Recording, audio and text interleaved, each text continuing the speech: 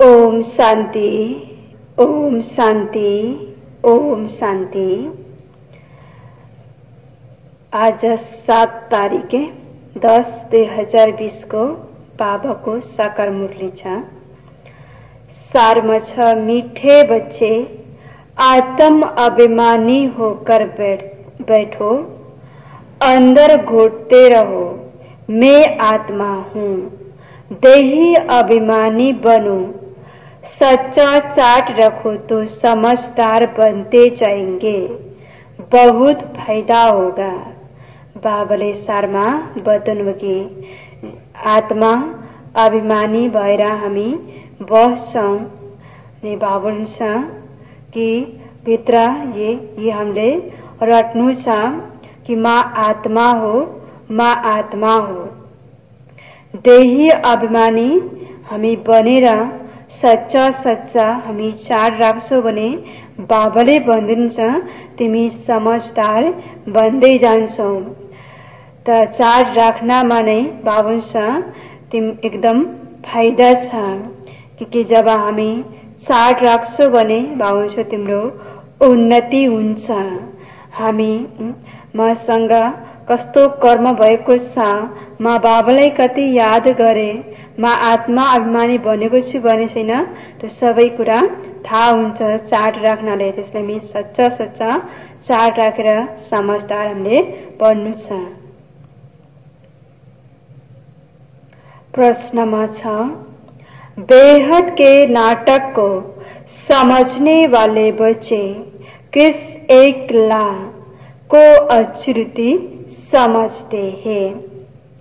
बेहद के नाटक को समझने वाले बच्चे किस एक ला को अश्रुति समझते हैं? बाबाले प्रश्नमा सोध्नु कि बेहद को नाटक समझने वाला बच्चा कुन एक ला लाई राम्रो तरिकाले सम्झेको छ? उत्तर में छ, यह अविनाशी नाटक है। इसमें हर एक पाठधारी को पाठ बजाने अपने समय पर आना ही है। यह अविनाशी नाटक है।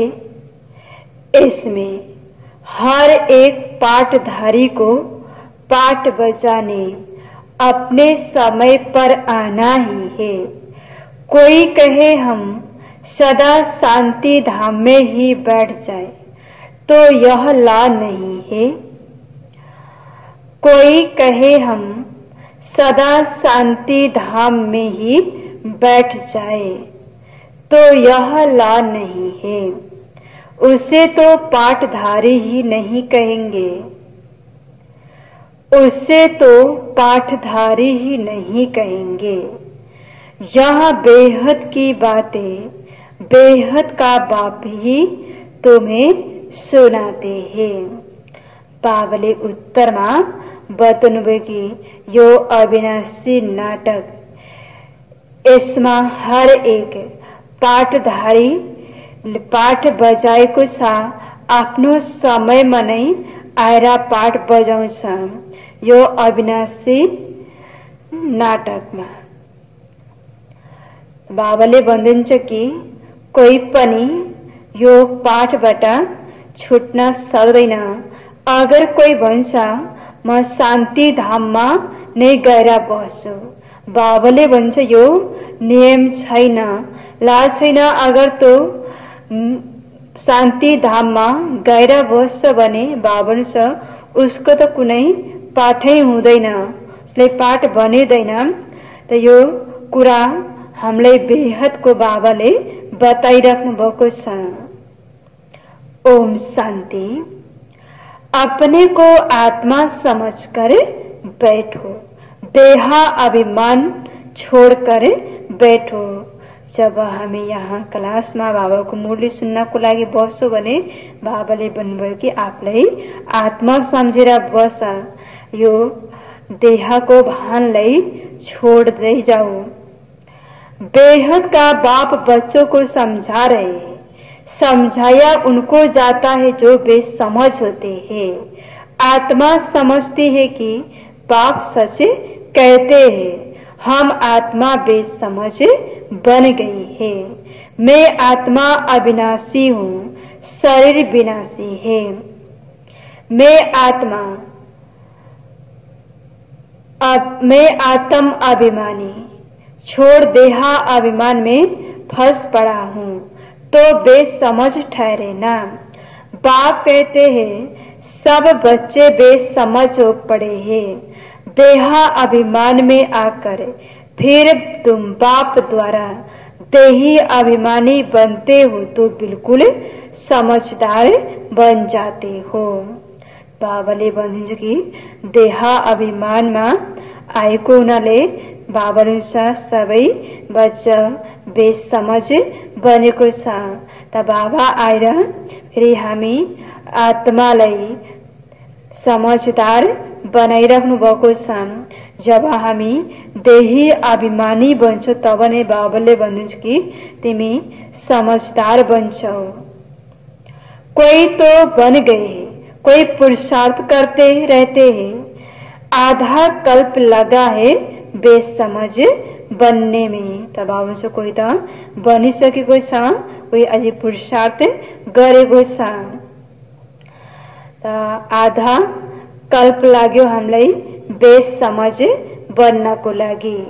त बाबा अब यो अन्तिम एक जन्म हामी बाबालाई याद गरेर आत्मा अभिमानी बनेर संगम युगमा हामी समझदार बन्नु छ।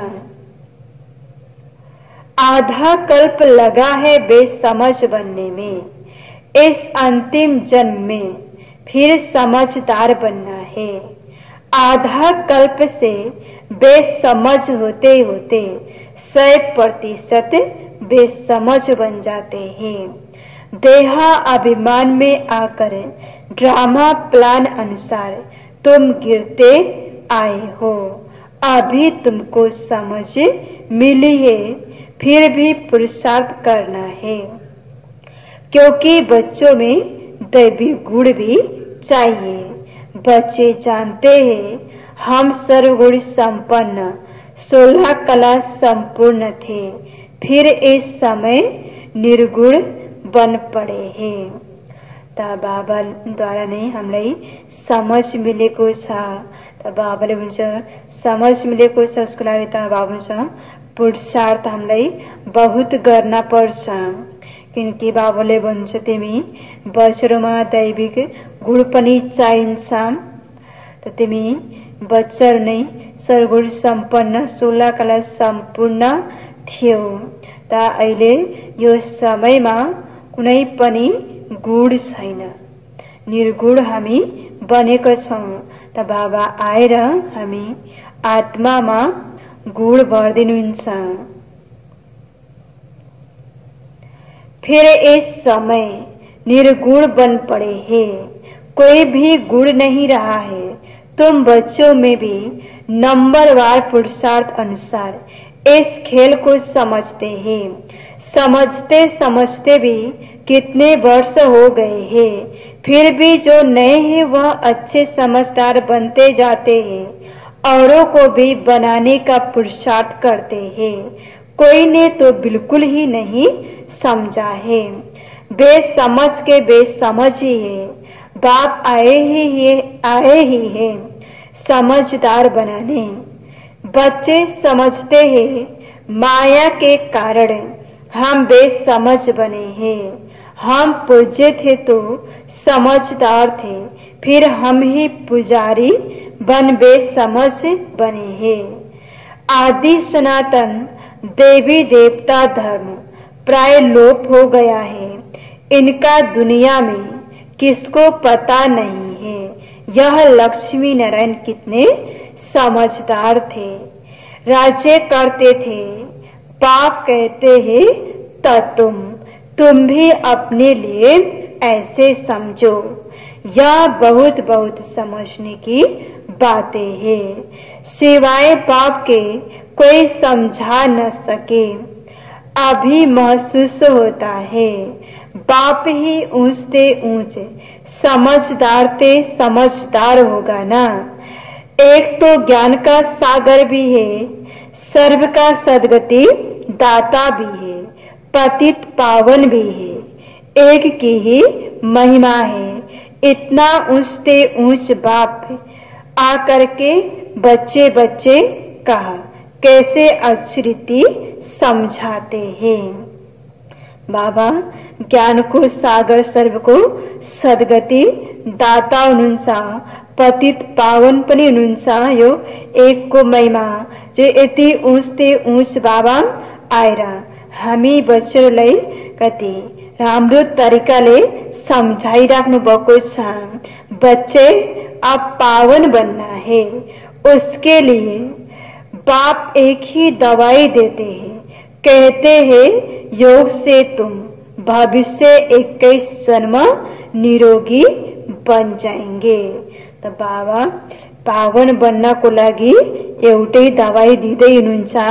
तो दवाई हो योग, जो हामी योग द्वारा भविष्य 21 जन्म हामी निरोगी बन्छौं। तुम्हारे सब रोग दुख खत्म हो जाएंगे, तुम मुक्ति धाम में चले जाएंगे। अविनाशी सर्जन के पास एक ही दवाई है, एक ही इंजेक्शन आत्मा को आलाए लगाते हैं। एक ही इंजेक्शन आत्मा को आए लगाते हैं। ऐसे नहीं कोई मनुष्य बैरिस्टरी भी करेंगे, इंजीनियरिंग भी करेंगे, नहीं। हर एक आदमी अपने धंधे में ही लग जाते हैं। बाप को कहते हैं आकर पतित से पावन बनाऊं, क्योंकि पतित पने में दुख है। शांति धाम को पावन दुनिया नहीं कहेंगे, स्वर्ग को ही पावन दुनिया कहेंगे। यह भी समझाया है मनुष्य शांति और सुख चाहते हैं। सच्ची सच्ची शांति तो वहां है जहां शरीर नहीं, उसको कहा जाता है शांति धाम। बहुत कहते हैं शांति धाम में रहे, परंतु ला नहीं, वह तो पाठधारी हुआ नहीं। बच्चे नाटक को भी समझ गए हैं। जब एक्टर्स का पाठ होगा तब बाहर स्टेज पर आकर पाठ बजाएंगे। यह बेहद की बातें बेहद का बाप ही समझाते हैं। ज्ञान सागर भी उनको कहा जाता है। सर्व के सदगति दाता पतित पावन है। सर्व को पावन बनाने वाले तत्व नहीं हो सकते। पानी आदि सब तत्व है, वह कैसे सदगति करेंगे। आत्मा ही पाठ बजाती है। हठ योग का भी पाठ आत्मा बजाती है। यह बातें भी जो समझदार है वही समझ सकते हैं। बाप ने समझाया, बाप ने कितना समझाया है। कोई ऐसी युक्ति रचो जो मनुष्य समझे। कैसे पूज्य सो फिरे पुजारी बनते हैं। पूज्य है नई दुनिया में, पुजारी है पुरानी दुनिया में। पावन को पूज्य, पतित को पुजारी कहा जाता है। यहाँ तो सब पतित है, क्योंकि विकार से पैदा होते हैं। वहाँ है श्रेष्ठ, गाते भी है संपूर्ण श्रेष्ठाचारी। अभी तुम बच्चों को ऐसा बनना है। मेहनत है, मुख्य बात है याद की। सभी कहते हैं याद में रहना बड़ा मुश्किल है। हम जितना चाहते हैं याद में रह नहीं सकते।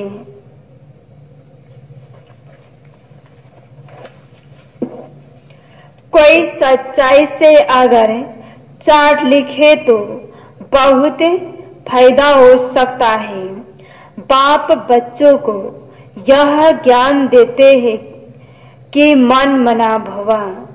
तुम अर्थ सहित कहते हो, तुम्हें बाप हर बात यथार्थ रीति अर्थ सहित समझाते हैं। बाप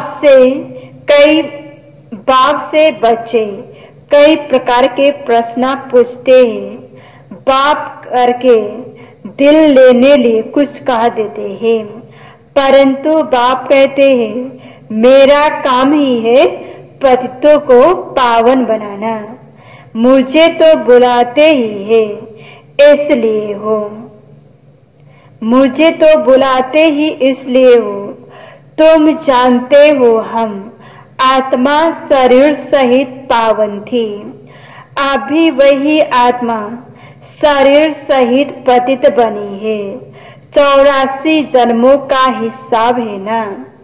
तुम जानते हो अभी यह दुनिया कांटों का जंगल बन गई है। यह लक्ष्मी नारायण तो फूल है ना, उन्हों के आगे काटे जाकर कहते हैं आप सर्वगुण संपन्न, हम पापी कपटी है।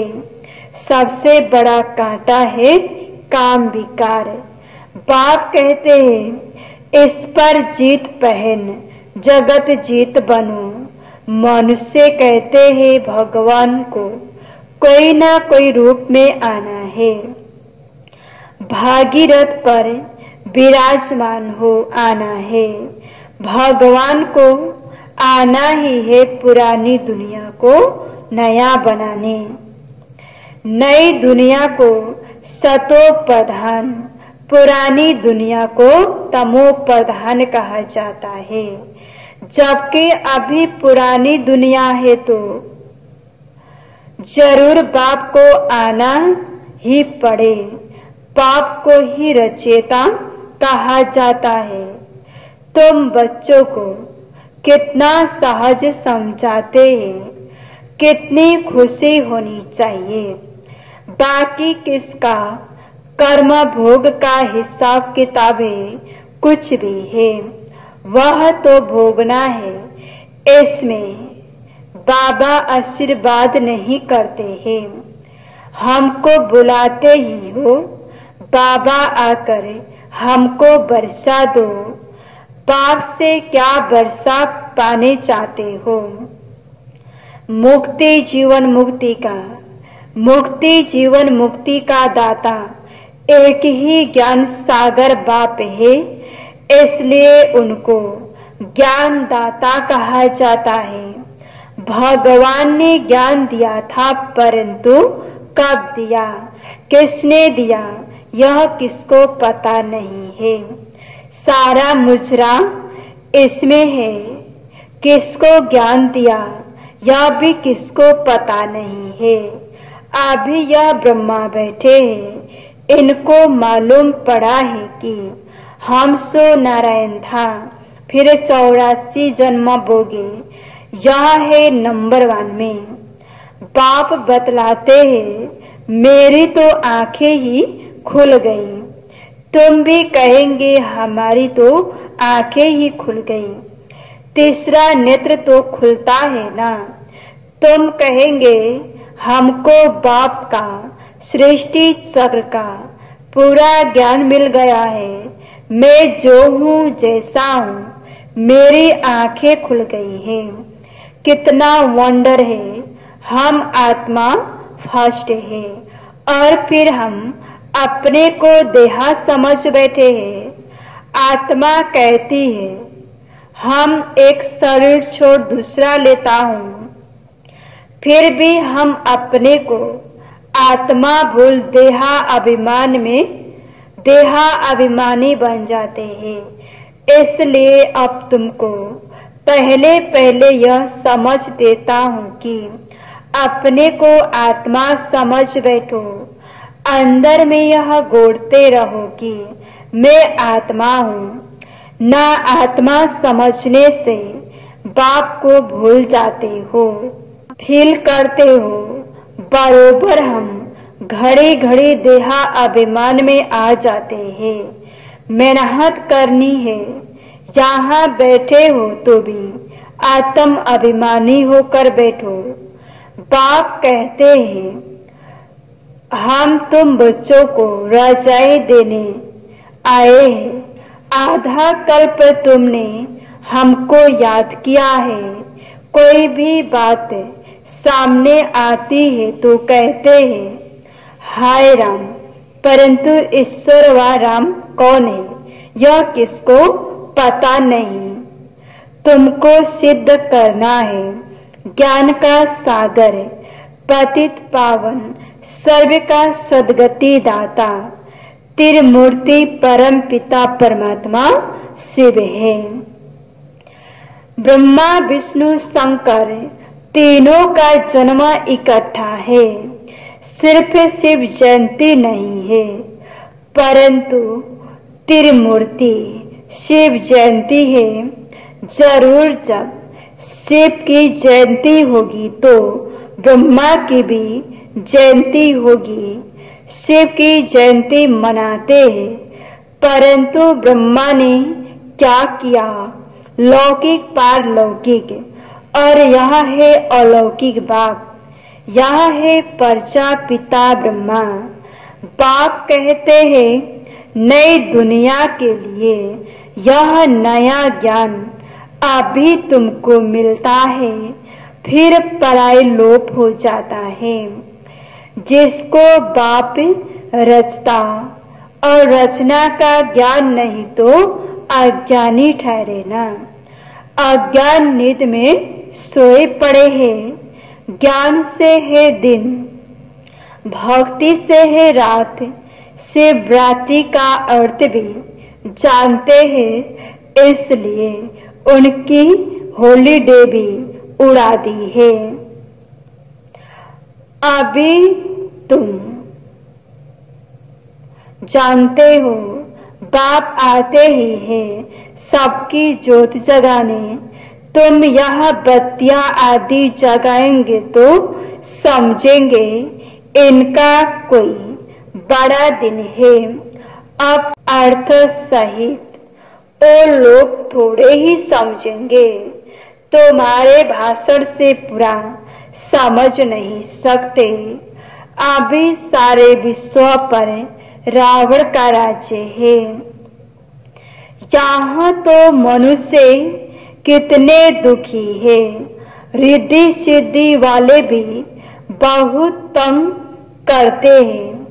अखबारों में भी पढ़ता है इनमें इबिल सोल है, बहुत दुख देते हैं। बाबा कहते हैं इन बातों से तुम्हारा कोई कनेक्शन नहीं। बाप तो सीधी बातें बताते हैं, बच्चे तुम मुझे याद करो तो तुम पावन बन जाएंगे, तुम्हारे सब दुख दूर हो जाएंगे। अच्छा, मीठे मीठे सिखला दे बच्चों प्रति माता पिता बाप दादा का याद प्यार और गुड मॉर्निंग। रूहानी बाप की रूहानी बच्चों को नमस्ते। रूहानी बच्चों की रूहानी बाप को याद प्यार गुड मॉर्निंग, नमस्ते नमस्ते। धारणा को लागी मुख्य सारछा पहला नंबर में यथार्थ रीति बाप को याद करने व आत्म अभिमानी बनने की मेहनत करनी है। सच्चाई से अपना चार्ट रखना है, इसमें ही बहुत बहुत फायदा है। दूसरा नंबर में था सबसे बड़ा दुख देने वाला काटा काम विकार है। इस पर योग बल से विजय प्राप्त कर पतित से पावन बनना है। बाकी किन्हीं भी बातों से तुम्हारा कनेक्शन नहीं। आज को वरदान में बेगना पूर्व चमकीली फरिश्ता ड्रेस धारण करने वाले सदा विघ्न विनाशक भवा। बेगना पूर्व चमकीली फरिश्ता ड्रेस धारण करने वाले सदा विघ्न विनाशक भव वरदान को विस्तार में सो के प्रति और सर्व के प्रति सदा विघ्न विनाशक बनने के लिए क्वेश्चन मार्ग को विदाई देना और फुल स्टॉप द्वारा सर्व शक्तियों का फुल स्टॉप करना। सदा विघ्न पूर्वक चमकीली फरिश्ता ड्रेस पहन कर रखना, मिट्टी की ड्रेस नहीं पहनना। साथ साथ सर्व गुणों के गहनों से सजे रहना। सदा अष्ट शक्ति शस्त्रधारी संपन्न मूर्ति बनकर रहना और कमल पुष्प के आसन पर अपने श्रेष्ठ जीवन के पांव रखना। बाबा ले आजा वरदान की विघ्न पूर्व चमकीली फरिश्ता ड्रेस लई धारण करने वाला नहीं सदा विघ्न विनाशक भवा भनेर बाबाले वरदान दिनुभयो। बाबाले भन्नु कि आफ्नो प्रति र सर्वको प्रति सदा विघ्न विनाशक बन्नको लागि बाबाले भन्नु कि जो क्वेश्चन मार्ग सातो क्वेश्चन मार्गलाई जब हामी बिदाई दिन्छौं फुल स्टॉप लगाउँछौं र सर्व शक्तिको फुल स्टॉप हामी क्षमा गर्छौं तब नै बाबाले भन्नु विघ्न विनाशक हामी बन्न सक्छौं। त सदा विघ्न बन्नको लागि बाबाले भन्नुभयो कि जो हाम्रो चम्किली फरिश्ता ड्रेस छ त्यो फरिश्ता ड्रेस मा नै हामी रहनु छ। बाबाले भन्नुभयो कि तिमी माटोको ड्रेसलाई नलगाऊ, त्यसलाई नछोऊ, साथ साथ सर्वगुण को गहनाले हामी आफूलाई सजाउनु छ। सदा अष्ट शक्ति शस्त्रधारी मूर्ति बनेर रहनु छ। कमल पुष्पको आसनमा आफ्नो श्रेष्ठ जीवनको पाउ खुट्टा राख्नु छ। स्लोगनमा छ अभ्यास पर पूरा अटेंशन दो तो फर्स्ट डिवीजन में नंबर आ जाएगा। यो छ मातेश्वरी जी के अनमोल महावाक्य। यह ऐश्वर्य नॉलेज सर्व मनुष्य आत्माओं के लिए है। पहले तो अपने को एक मुख्य पॉइंट ख्याल में अवश्य रखनी है। जब इस मनुष्य सृष्टि का झाड़ बीज रूप परमात्मा है तो उस परमात्मा द्वारा नॉलेज प्राप्त हो रही है। वो सब मनुष्य के लिए जरूरी है। सभी धर्म वालों को यह नॉलेज लेने का अधिकार है। भल हरेक धर्म की नॉलेज अपनी अपनी है। हरेक का शास्त्र अपना अपना है। हरेक की मत अपनी अपनी है। हरेक का संस्कार अपना अपना है। लेकिन यह नॉलेज सबके लिए है।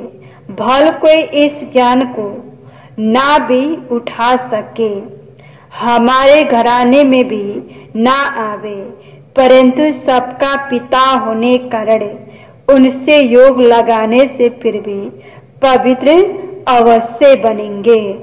इस पवित्रता के कारण अपने ही शिक्षण में पद अवश्य पाएंगे, क्योंकि योग को तो सभी मनुष्य मानते हैं। बहुत मनुष्य ऐसे कहते हैं हमें भी मुक्ति चाहिए, मगर सजाओं से छूट मुक्त होने की शक्ति भी इस योग द्वारा मिल सकती है। अजपा जप अर्थात निरंतर ईश्वरीय याद। यह जो कहावत है सांसों सांस अजपा जप जपते रहो। उसका यथार्थ अर्थ क्या है? जब हम कहते हैं अजपा जप, तो इसका यथार्थ अर्थ है जप के बगैर सांसों सांस अपना बुद्धि योग अपने परम पिता परमात्मा के साथ निरंतर लगाना। यह ईश्वरीय याद सांसों सांस कायम चलती आती है। उस निरंतर ईश्वरीय याद को अजपा जप कहते हैं। बाकी कोई मुख से जप जपना अर्थात राम राम कहना, अंदर में कोई मंत्र उच्चारण करना, यह तो निरंतर चल नहीं सकता। वो लोग समझते हैं हम मुख से मंत्र उच्चारण नहीं करते, लेकिन याद में उच्चारण करना यह है अजपा जप। परंतु यह तो सहज एक विचार की बात है, जहाँ अपना शब्द ही अजपा जप है, जिसको जपने की भी जरूरत नहीं है। आंतरिक बैठ कोई मूर्ति का ध्यान भी नहीं करना है, ना कुछ सिमरण करना है, क्योंकि वो भी निरंतर खाते पीते रह नहीं सकेंगे। लेकिन हम जो ईश्वरीय याद करते हैं वही निरंतर चल सकती है, क्योंकि यह बहुत सहज है। जैसे समझो बच्चा है अपने बाप को याद करता है, तो उसी समय बाप का फोटो सामने नहीं लाना पड़ता है, लेकिन मनसा वाचा कर्मणा बाप के सारे ऑक्यूपेशन एक्टिविटी गुरु सहित याद आता है। बस वह याद आने से बच्चे की भी तो एक्ट चलती है, तभी संतोष फादर कहेंगे वैसे अपने को भी और सबकी याद दिल भीतर से मिटाए। उस याद एक की असली पारलौकिक परम पिता परमात्मा की याद में रहना है। इसमें उठते बैठते खाते पीते निरंतर याद में चल सकते हैं। उस याद से ही कर्मातीत बनते हैं। तो इस नेचुरल याद को ही अजपा जप कहते हैं। ओम शांति।